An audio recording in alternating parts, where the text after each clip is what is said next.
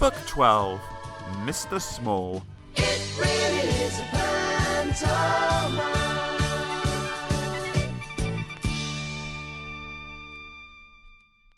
Mr. Small was very small, probably the smallest person you've ever seen in your whole life, or perhaps the smallest person you've never seen in your whole life, because he was so small you probably wouldn't have seen him anyway. Mr. Small was about as big as a pin, which isn't very big at all, so perhaps we should say that Mr. Small was as small as a pin.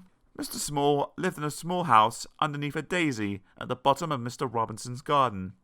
It was a very nice house, although very tiny, and it suited Mr. Small very well indeed. He liked living there. Now, this story is all about the time Mr. Small decided to get a job. The trouble was, what sort of job could Mr. Small do? After all, there aren't that many small jobs. Mr. Small had thought about it for a long time, but hadn't had any ideas. Not one. He was thinking about it now while he was having lunch. He was having half a pea, 1 crumb, and a drop of lemonade.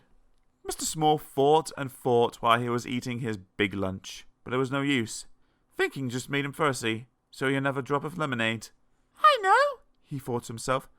After lunch, I'll go and see Mr. Robinson and ask his advice. So after lunch, he left his house and walked to Mr. Robinson's house at the top of the garden. It was quite a long walk for somebody as small as Mr. Small, and halfway there, he stopped for a rest. He sat on a pebble, feeling quite out of breath. A worm crawled by and stopped. "Good afternoon, Mr. Small," said the worm. "Good afternoon, Walter," said Mr. Small to the worm, whom he knew quite well. "Up for a walk, are you?" asked Walter. "Going to see Mr. Robinson," replied Mr. Small. "Oh?" said Walter. "About a job," added Mr. Small. "Oh," said Walter the worm again, and crawled off. Walter was a worm of very few words. After he rested for a while, Mr. Small set off again, and walked all the rest of the way to Mr. Robinson's house without stopping once. When he got there, he climbed up the steps to Mr. Robinson's door. He knocked at the door. Nobody heard him. He knocked again at the door. Nobody heard him. The trouble was, you see, that if you're as small as Mr. Small, you don't have a very loud knock. Mr. Small looked up. There, high above his head, was a doorbell. "How can I ring the bell when I can't reach it?" thought Mr. Small to himself. He started to climb the wall, brick by brick, to reach the bell. He had climbed up 4 bricks when he made the mistake of looking down. "Oh dear," he said, and fell. Bang!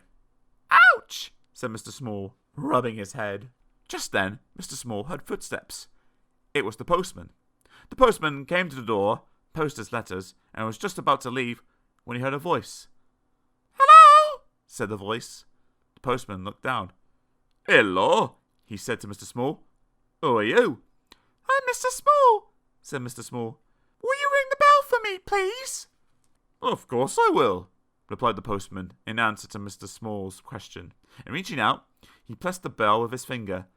"Thank you," said Mr. Small. "My pleasure," said the postman, and off he went. Mr. Small heard footsteps coming to the door. The door opened. Mr. Robinson opened the door and looked out. "That's funny," he said. "I'm sure I heard somebody ring the bell." He was about to shut the door when he heard a little voice. "Hello," said the voice. "Hello, Mr. Robinson." Mr. Robinson looked down and down. "Hello," he said. "What are you doing here?" "I've come to ask your advice," said Mr. Small to Mr. Robinson. "Well," said Mr. Robinson, "you better come in and have a talk." Mr. Small followed Mr. Robinson into the house and perched on the arm of Mr. Robinson's favourite chair. He told him how he couldn't think of a job that he could do. Mr. Robinson sipped a cup of tea and listened. "So you see," Mr. Small explained, "how difficult it is." "Yes, I can see that," said Mr. Robinson, "but leave it to me." Mr. Robinson knew a lot of people. Mr. Robinson knew somebody who worked in a restaurant and arranged for Mr. Small to work there, putting mustard in mustard pots. But Mr. Small kept falling into the pots and getting covered in mustard, so he left that job. Mr. Robinson knew somebody that worked in a sweet shop and arranged for Mr. Small to work there, serving sweets. But Mr. Small kept falling into the sweet jars, so he left that job. Mr. Robinson knew somebody that worked in a place where they made matches and arranged for Mr. Small to work there, packing matches into boxes. But Mr. Small kept getting shot in the boxes with the matches, so he left that job. Mr. Robinson knew somebody that worked on a farm and arranged for Mr. Small to work there, sorting out the brown eggs from the white eggs. But Mr. Small kept getting trapped by the eggs, so he left that job. "What are we going to do with you?" Mr. Robinson asked Mr. Small one evening. "Don't know," said Mr. Small in a small voice. "I've got one more idea," said Mr. Robinson. "I know somebody who writes children's books. Perhaps you could work for him." So, the following day, Mr. Robinson took Mr. Small to meet the man who wrote children's books. "Can I work for you?" Mr. Small asked the man. "Yes, you can," replied the man. "Toss me that pencil and tell me all about the jobs you've been doing. Then I'll write a book about it. I'll call it Mr. Small," he added. "But children won't want to read a book all about me," explained Mr. Small. "Yes, they will," replied the man. "They'll like it very much."